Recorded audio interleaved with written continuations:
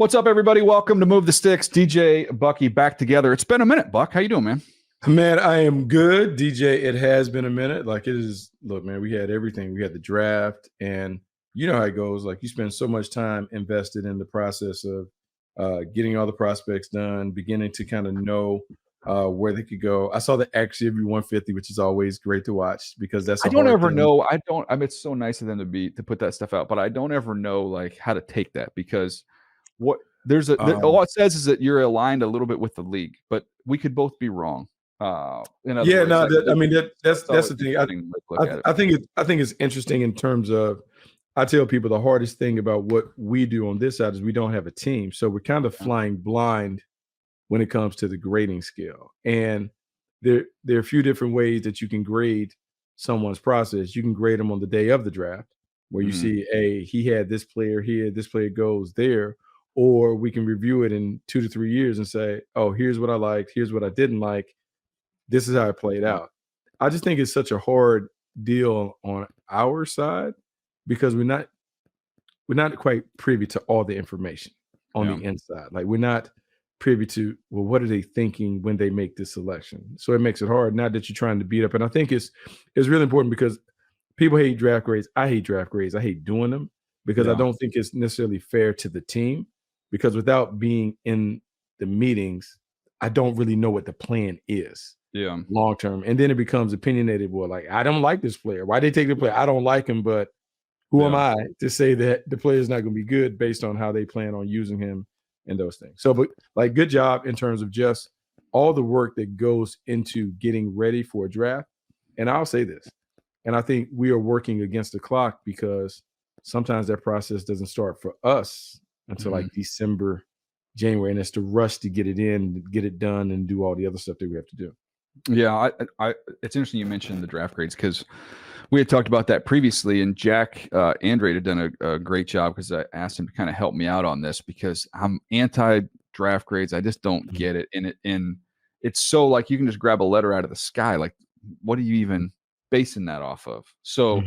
When he was able to take just my personal 150 and assign point values to it and say, okay, look, based off how I liked players, not saying they're the right pick or the wrong pick, but just how I saw them, I could literally rank the classes 1 to 32. Like you got the most points from the way I looked at the players in terms of value. And you can do it just by the raw numbers, or you can he put it on there of like value over expected. So in other words, if you were, if you're going to have 150 players, the number one pick or the number one player on your board is worth 150 points. Well, if you're picking one and you took the number 3 player, okay, so then that's a negative value in the way I looked at it. So he's able to sort it all like that way. So I think like that, if everybody kind of had what you think of the players, and you said, well, based off how I saw the players, these are the top 5 classes, 10 classes, or this. To me, that's like, at least you can back that up. Like you can back it up and say, this is how I saw the players. Yeah. And I think that is a big part of it. And one of the things that listeners and aspiring scouts should try to remember is every time we talk about round values go to an expectation of how a guy's going to perform. So when we talk about a top 10 pick, we talk about him being a top 5 player at his position within like 2 to 3 years or something like that, like just a roundabout thing, or a first round player being a day one starter, or the expectation that he's going to start somewhere in his first year. And second round, he's going to be a backup in year 2. He should be a starter. Those things. It's really important that you just don't arbitrarily throw out where you think someone is going to be selected, because the round value goes with an expectation of when they're going to get on the field in a prominent role. And if you can take that away, that'll help you down the line when it comes to evaluating players, looking at players, and looking at how they perform when you go back and review the way everyone makes notes on a certain draft, because then you'll be able to have a better feel for whether you're right or wrong, or what can I learn from watching this player grow over the course of his career. Yeah, I also, find it interesting when you go back through and look after the draft's over and you look at guys, okay, these are guys I was higher on than the league. These are the guys I was lower on. And some of them, like, people won't get a chance to know the whole story on, but like there's a couple guys where, be it character or medical, like I have a handful of teams that say, hey, you don't want this, you can't take this guy. He's not going to go. Or if he is, he's very high risk. So I would drop some of those guys way down the board. Well, as we always said in the draft room, Buck, in the scouting days, it only takes one. Yeah. It takes one team to do it and don't have that same fear, trepidation about the character or the medical stuff. And so some of those guys end up going up there. So I get some people hit me up like, how can you not have this guy here or there? And I'm like, well, I don't share. I don't ever post anybody's medical, and I'm not going to go in on somebody's character. It's not what we do. But you're trying to measure and calculate how you put your own list together based off not only what you think of the players, but also some of that information that you're able to pull from other teams. And look, everyone takes gambles and takes calculated risks when it comes to certain players. I mean, like we'll talk about the player now because he's been mentioned prominently in the news, but Rashee Rice, right? So now all this information on the backside of his strong rookie season comes out about character and some people not being comfortable with the character and those things. And what everyone has to understand, like the draft part that we're playing it based on the player. And sometimes we get information that people will say, hey, man, be careful on him because of his character, or be careful on him because of the medical may not be great. But we don't have enough sometimes to tell the public, hey, I don't ever want to tell the public, though. I mean, I think we're on the same page with that, right? Like, I just don't feel like there's reporters that'll do that. I don't say it's right or wrong. I'm not a reporter, and I don't want to get caught up into that. I don't. I can make my own adjustments, and I'll live with the consequences, whether they're good or not. But I just have never felt like in our role, I feel like our role is to tell you about the player, what he does well, what he doesn't do well, how he's going to fit, in terms of what he may have done off the field, or I don't know. I've never been comfortable with that. No, you don't know. And I don't know. We had an opportunity to bring this up. I can't remember. So everyone was up in arms about the Spencer Rattler report that came out. Ian Rappaport talked about, hey, some people saw his appearance on QB1. They were a little uncomfortable with it, but it left an impression. What I want to tell everyone, what you do in high school does matter, because no matter what, when you're a draftable player, your high school coach gets a questionnaire. Your high school coach gets a questionnaire that outlines who you were when you came through, this and that, and they go through it. And there have been times where players have had incidents either in high school, at the beginning of college, where we physically walk into their high school to talk to the high school coach just to get a better feel for who he is. So when everyone is up in arms about Spencer Rattler and, oh, that was so long ago, that was high school, that was that, it's not that we're judging him on that, but what we're trying to do is complete the background profile. So here's where he started when he entered college. Here's where he was when he left college. Here are the circumstances that he faced. This is how he overcame them, or this is how he succumbed to those things. But what you're trying to do is when you present the player to the general manager and the head coach, you want to give him all the information so that he can decide whether we take him on. But your job as the scout is to give the information, which is why so many of those guys watch QB1 so they could get a true assessment on Spencer Rattler. But guess who else was on QB1 in years past? Justin Fields, Jake Fromm, Sam Hartman. All those guys were there. There's a reason why people talked about Spencer Rattler in comparison to some of the other guys. So that's what I want people to understand. Like, the high school thing isn't something that you selectively pick and choose. You send information to all the high school coaches to get that stuff back so you can get a feel for who the player was when he was an adolescent. Yep. And look, and Ian was 100% accurate in his reports. I mean, I feel like a very high percentage of this stuff that ends up coming out on players. I know Bob McGinn, he, some people don't like what he writes. They aren't making this stuff up. This is what teams are saying. I've heard the exact same things. Now they're reporters, so that's in their lane to get that information to the public and explain why a player might not have been picked. Like, hey, and even on our coverage, like I might have some of the same information that Ian has, but when that player's dropping, it's Ian. That's Ian's lane to go in and explain that. But these guys aren't making this stuff up. This is coming from the teams. It's coming from the teams. And obviously, DJ, the space that you and I operate in. Sometimes in high school, you come across these guys when they're in high school. You meet them, you talk to them, you interact with them. They're impressions that you can come away with that you're like, not my type, but maybe somebody else.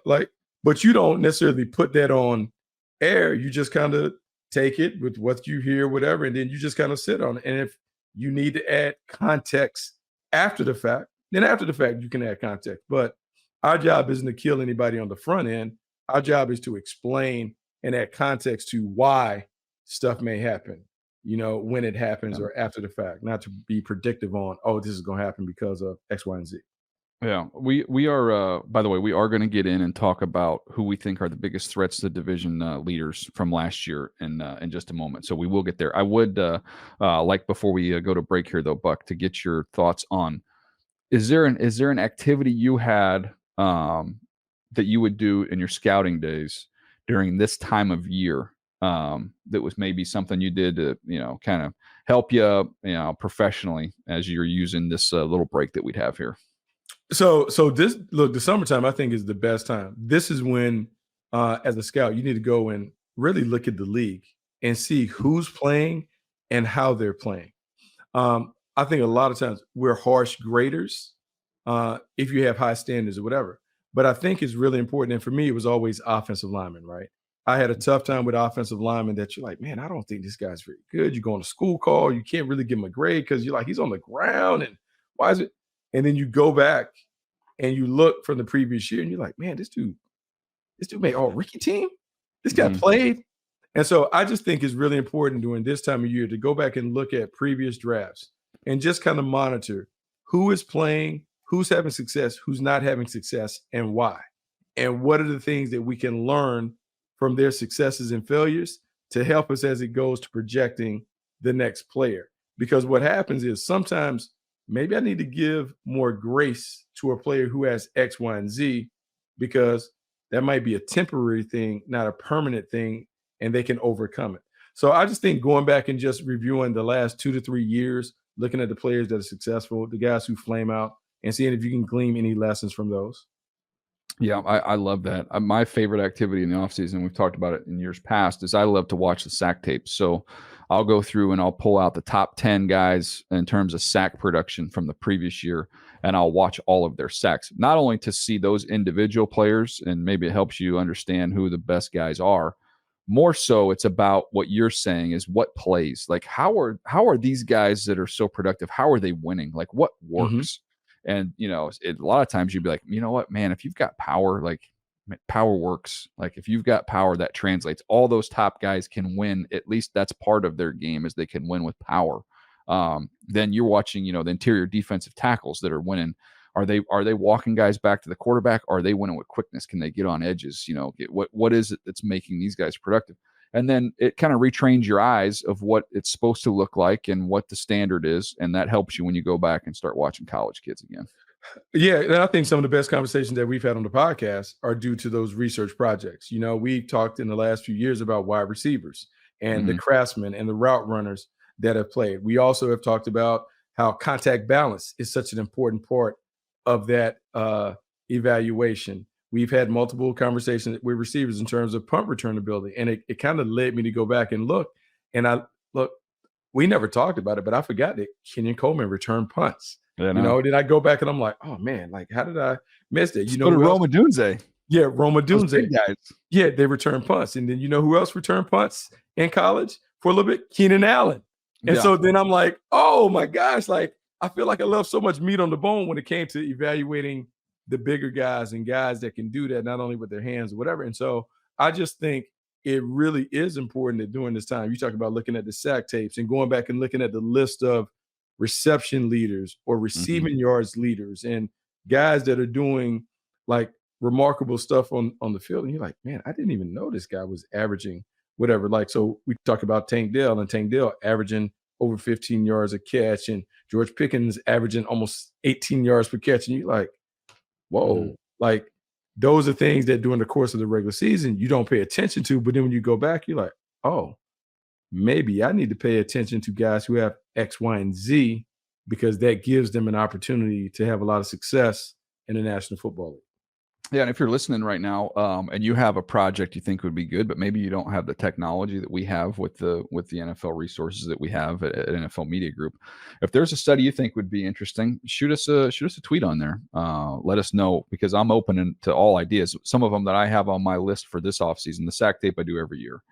I want to do a study on third down receivers. I want to see who are the best guys that are winning on third down. I want to know how they're winning. I want to know where they're lined up and how they're getting the ball.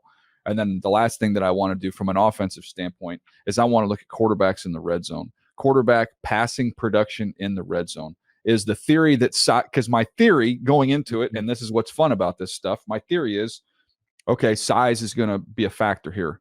Do you have a big receiver? Do you have a big tight end? Who are the bigs that can win? As the field shrinks, I think the size becomes more important because you're not going to get as much separation. That's my working theory going into that project, but I'm anxious to see what it looks like when you actually study it. Yeah, no, I mean, size wins, like all that stuff. The other thing, when you talk about size, like how much do the prototypical dimensions matter when it comes to who plays in the league? Are we wrong for leaning towards that? When we look at some of the top guys, are there common denominators for the top 10 guys that they have that others don't? And that's digging into the combine results and those things. Like being good at not necessarily our job, but being a good evaluator is always about looking inward and trying to figure out how you can get better and using the information that you have to really test yourself. That's the fun part, because I think the fun part is to be like, man, I'm getting better. I want to continue to get better at the craft. What can I do? What can I learn from others to help me get there?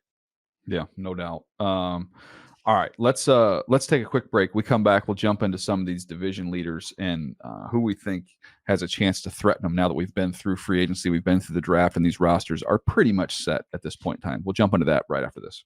All right, Buck, we're going to start here. AFC East, coming off last year, the Buffalo Bills, they won the division again. Even though the Miami Dolphins had the same record, the Bills win the tiebreaker, they win the division. So between the Dolphins, Jets, and Patriots, I feel comfortable saying the Patriots are not going to be the biggest threat there. Who's the biggest threat? Man, it's tough, right? Because naturally, I want to say the Miami Dolphins there because they were there last year. They had the same record. But then you're just wondering, all right, if I throw this big card out with the Jets, and if everything goes the way, if it just falls for the Jets, like how good can the Jets be? If all the old players hold up, if the defense plays at a lights out level, can they do it? And I will say yes, because there was a stretch during the season last year where they were doing it with Zach Wilson. So if Aaron Rodgers is just able to stay upright, I would like to think that the Jets can close the gap on the Buffalo Bills. The other part of it is I feel like the Bills have come back to the pack a little bit. So, look, I won't take the easy answer and say the Dolphins. I'm going to say the Jets. The Jets are the team that can overtake them. It may be just for a year, but I think the Jets certainly have the pieces in place to be able to do it if they stay healthy, as I knock on a little wood, hoping for that.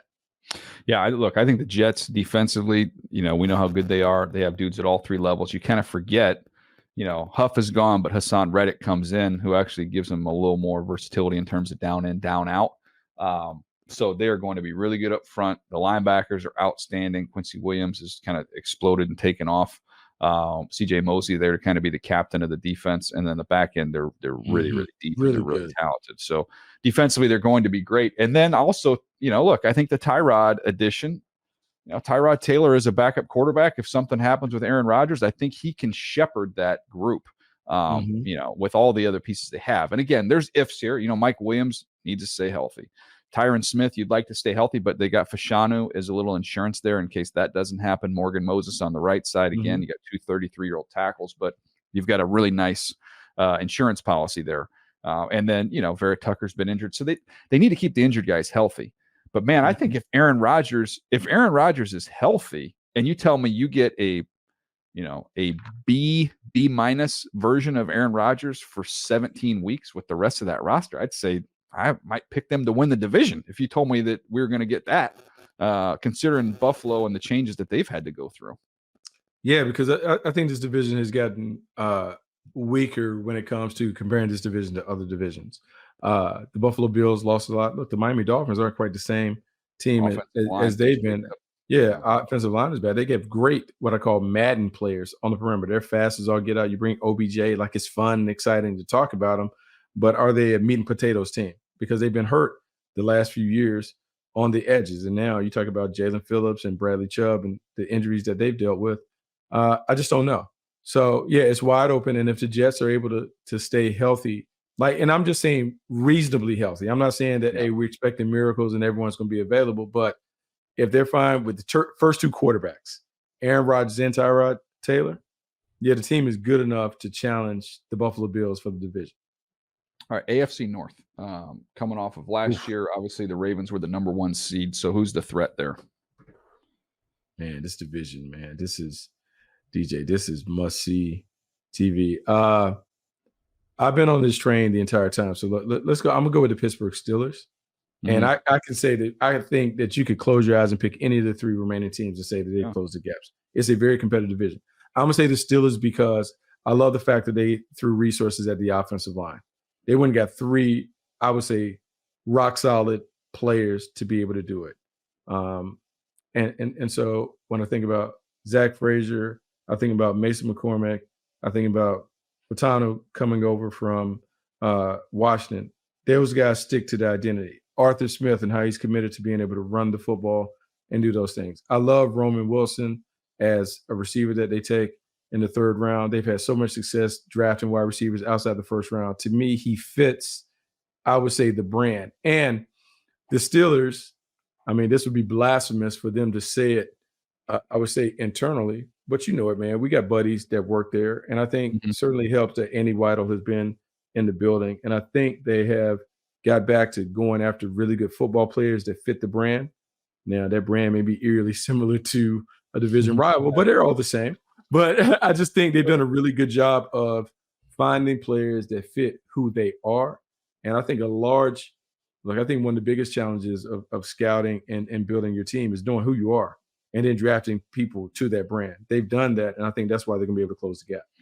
Yeah, I can't argue with you in terms of Pittsburgh being a legit threat. And you mentioned it, Cleveland, you could have that conversation as well with where they are, especially defensively. They got a chance to be really, really good on that side of the ball. They're really good in the trenches. But, man, he needs to stay healthy. But Joe Burrow, if healthy, to me, I know. He's in the discussion with Lamar as the best quarterback in the division. And I don't think it's close between him, with what Pittsburgh has. I like Russell Wilson. I think he has a bounce back year. Deshaun Watson, look, we'll still see. We don't know exactly what that's going to look like. If Burrow is the normal Burrow, I mean, they went 9-8 last year with him missing a big chunk of games. Like, Browning, I just feel like we kind of forget played quarterback. Browning played quarterback for them, and they got to the point where they were in the conversation and being able to make it. Yeah, so I'm going to stick with that. I like what they did. They got enormous on the offensive line in the offseason with what they did. So if they can stay somewhat healthy there. I know Milton's gone in the backfield, but I like Brown as a good young running back. So we always are, we're speaking the same language on that. When you've got a choice, you've got young, fresh legs. Go with the young, fresh legs. I think they'll be fine there.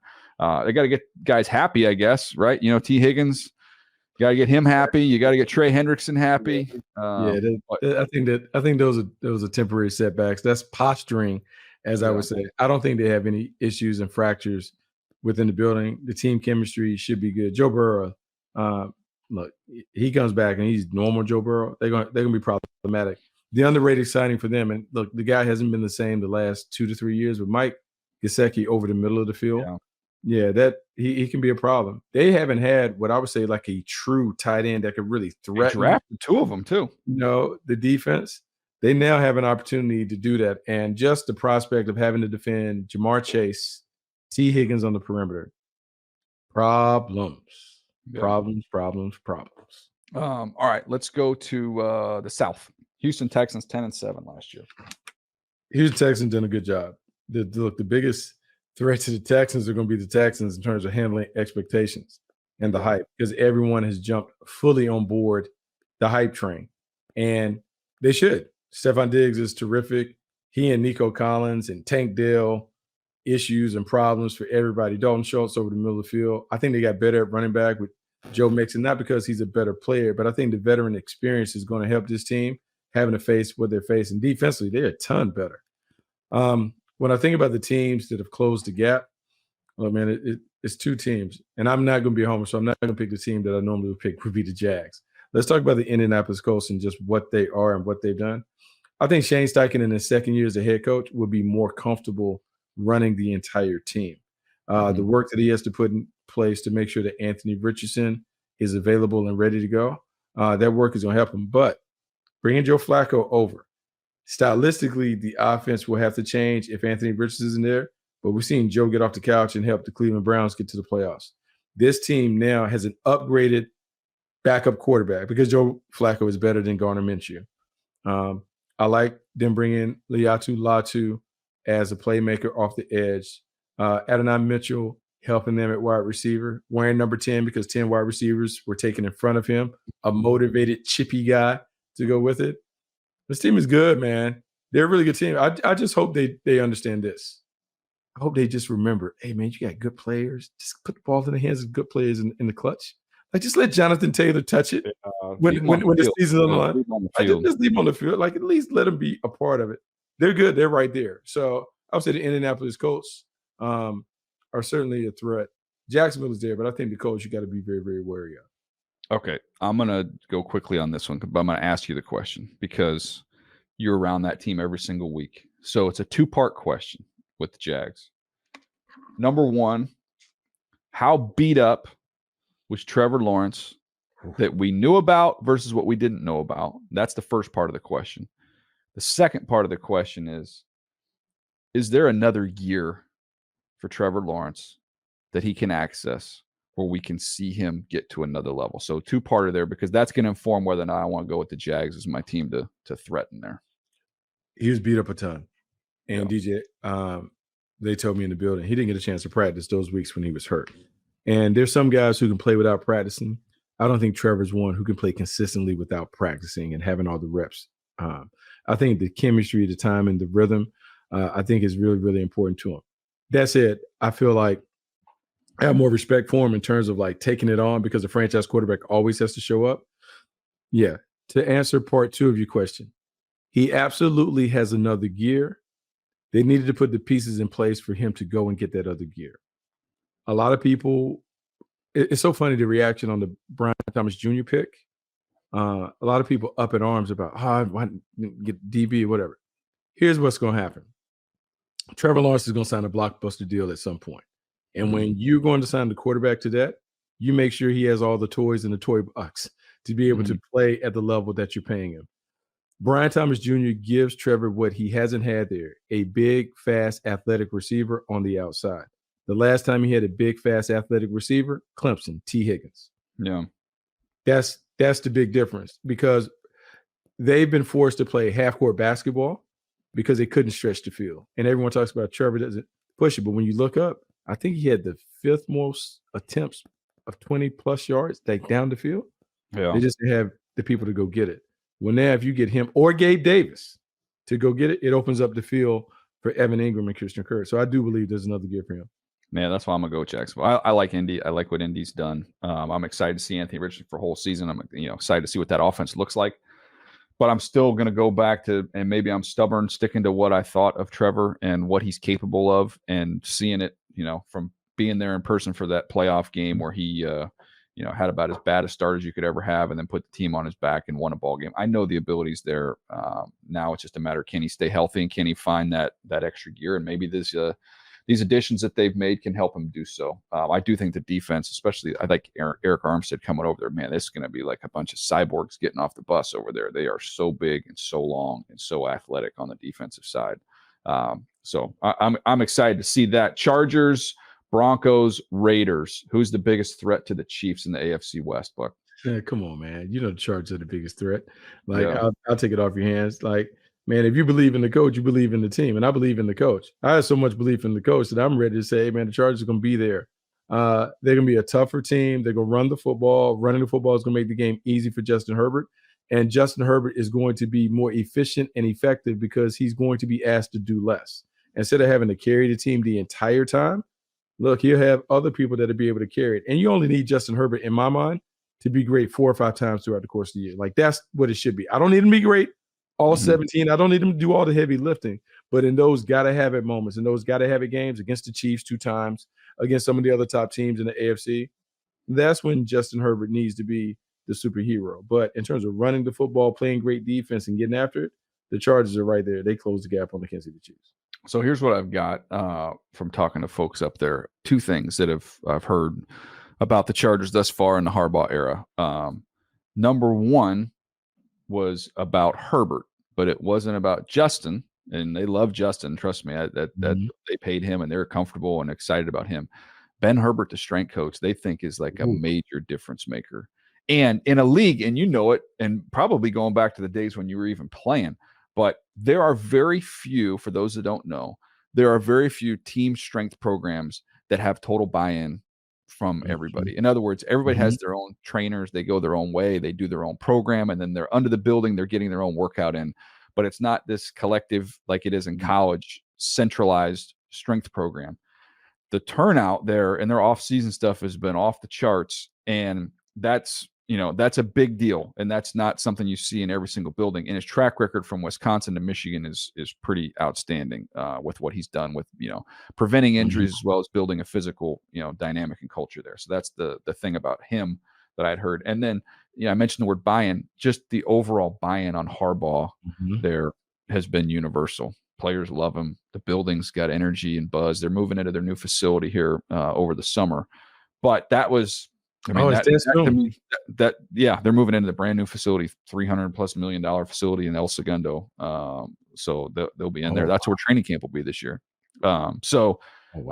Which by the way, so we'll have the Raiders are going to do some training camp in Costa Mesa where the Chargers were at the old spot. Yeah, Telesco's play a home game there, and then they'll be there. The Saints are coming out here. We've got the Cowboys out here. We've got the Rams. We've got the Chargers. We're gonna have stinking a fourth of the league.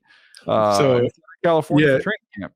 So what's funny about that is back in the day they used to have the Cheese League, where they would have all those teams would go up to the Wisconsin area to get away from the heat of their respective places. We like the Green Bay Packers, the Kansas City Chiefs, the New Orleans Saints, Minnesota. They would all be up there just kind of doing training camp. Well, now in Southern Cal, we got that. We got a little Sunshine League. Got a little sunshine, nice weather. It should be great. I did not know that they were moving into the new facility so quickly. That's great. I think it's important what you point on about Ben Herbert and the strength and conditioning. I don't know if teams have fully maximized what the strength and conditioning program can do at the pro level. There's this taboo that, hey, I don't want to work the pro players too hard. I don't want them to get hurt or whatever. But everything that I know about Harbaugh is we're a try hard, work hard program. And so that strength and conditioning program is going to be that. And I believe players will buy into it if they believe that the overarching philosophy is going to lead to wins. Because Jim Harbaugh has skins in the game, he's won, he's done all that. The buy-in and commitment that you're seeing is a reflection of the players believing that they got the coach that can get them over the top. And that makes a world of difference when it comes to building a team. I heard it was a funny line the other day that I heard, and I don't remember who it was about. Somebody in the new leadership structure they have there was the line, something along the lines of, hey, if I'm in the building, you know that I'm getting better and we're getting better. And the follow-up question was, well, what if you're not in the building? He goes, then I'm dead.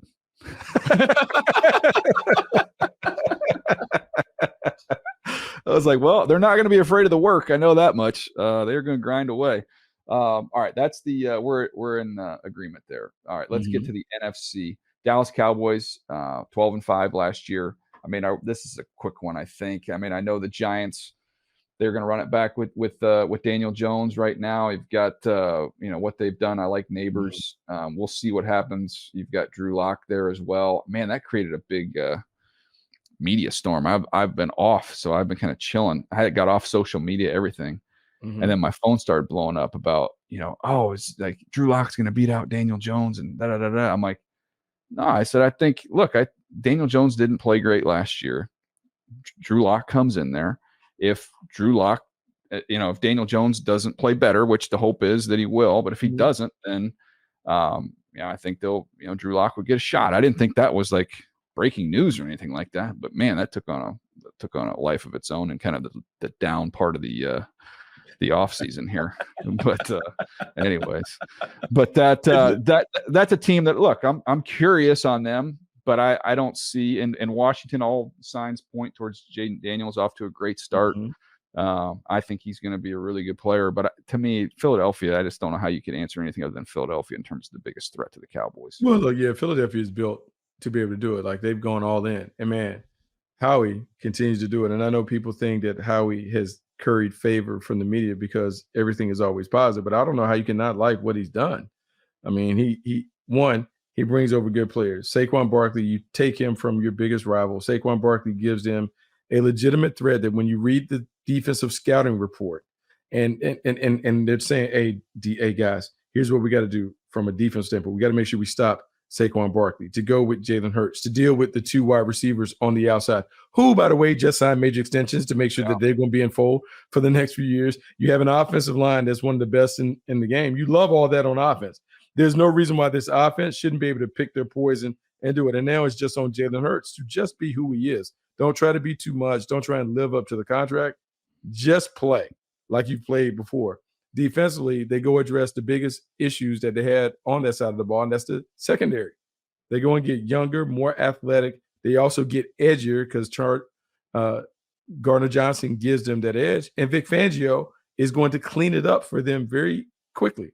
This is what we're doing. This is how we're doing it. But I'm going to say of all this, the most underrated signing on their defense is Devin White. Yeah, Devin White coming over. No one has even talked about Devin White. Like, I don't know if we've forgotten, but this dude 2 years ago, we talked about being one of the best at the position. So now Philadelphia, a team that never really invests in linebackers, get someone off the scrap heap who's a legitimate dude. Oh, they're head and shoulders above what they've been in the past. And last year, let me forget, they started out 10-1. I know. In the midst of all the chaos, 10-1. That's the team that we should be talking about for sure. No question. All right, let's get to the North. Lions 12-5.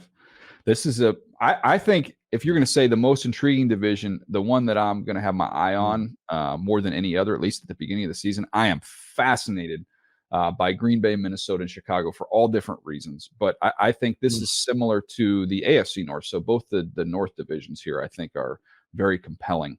But based off the roster changes, the free agency period, as well as the draft, Packers, Vikings, Bears, who are you buying there? Whoa. I'm going to say with the team, I'm going to go Pack, go. I'm going to go with the Packers. I'm going to go with them because of the quarterback, Jordan Love, playing really well. Josh Jacobs coming over. I'll say this may be unpopular, but Josh Jacobs to me is an upgrade over Aaron Jones. He gives them a legitimate threat in the backfield, a legitimate rushing champion type threat where you have to game plan. He also can catch the ball out of the backfield. To me, he gives them a more physical presence. And this team's ability to play 12 personnel with a revolving cast of playmakers around that on the outside, all those young wide receivers. The one thing that I know, those 2 tight ends, Luke Musgrave and Tucker Kraft, they're going to be legitimate. They're going to be problematic. So I love that. I like Jeff Hadley taking over the defense. See ball, get ball defense. They're going to do more. I think he maximizes the players that they have on the perimeter. More turnovers, more interceptions, and more aggressiveness. Xavier McKinney coming over helps them. I like the Packers and how they're positioned to go and maybe still the North this year. Yeah, I'm very, very bullish on the Minnesota offense. With Sam Darnold, and then whenever McCarthy ends up taking it over, if that happens this year, next year, I don't know, we'll see. But I just think the pieces are all in place there, including with a great play caller, that offensively they're not going to skip a beat. So I'm bullish on them offensively. The Bears defensively, all the makeover here on the offensive side of the ball, but the defense should be really, really good. I'm excited about that, especially that back end of their defense. Linebackers, secondary is really solid for the Bears. Have to generate a little more pass rush, but last year with the trade that they had, Sweat, it was a huge addition. So I love them on defense. I love Minnesota on offense. I think there's, as much as I love Caleb Williams, I think there's going to still be obviously the growing pains as you go through the year with the rookie quarterback. I think with Minnesota defensively, I don't know that they have all the horses that they need on that side of the ball. So I'm with you. I'll go with the Packers. Look, they're right there. We saw what they did in the postseason, how dangerous they are already with all these young guys. And I don't see how these guys don't get better. I mean, they're all so young. So just let that group kind of continue to grow up together. Again, they've got a good play caller as well. So I think we're in agreement on a lot of these, but I would go with the Packers. How about the South, Buck? We got the Bucks. They won the division last year, same record as the Saints. The Falcons not far behind them, and then the Panthers obviously still a lot of ground to make up there. But who do you think between the Saints and the Falcons is the biggest threat? Man, it's so hard with those guys. I'm gonna go with the Atlanta Falcons. I'm gonna go with Atlanta Falcons with Kirk Cousins in mind. If Kirk Cousins just does what he's always done, distribute the ball, offensively they're going to score points. Then it's a matter of Raheem Morris and Jimmy Lake coming up with enough, I'll say, defensive plays to get this team over the top. Offensively, though, they should be everything that we've talked about this team being for the last 3-4 years. All the weapons on the outside, Kyle Pitts, Drake London, Bijan Robinson. They're going to get Darnell Mooney. I mean, they have enough firepower to be able to score points. Now it's about a healthy Kirk Cousins just getting the ball out and allowing those guys to do work. Yeah, I agree. To me, they just need decent quarterback play. Nothing even spectacular in the rest of their teams.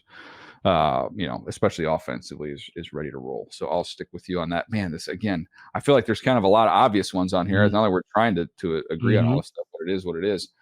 Finally, let's get to the West. You got the Niners 12-5, followed by the Rams 10-7, Seattle 9-8, and Arizona 4-13. Who do you view as the threat with those other three teams? Ooh.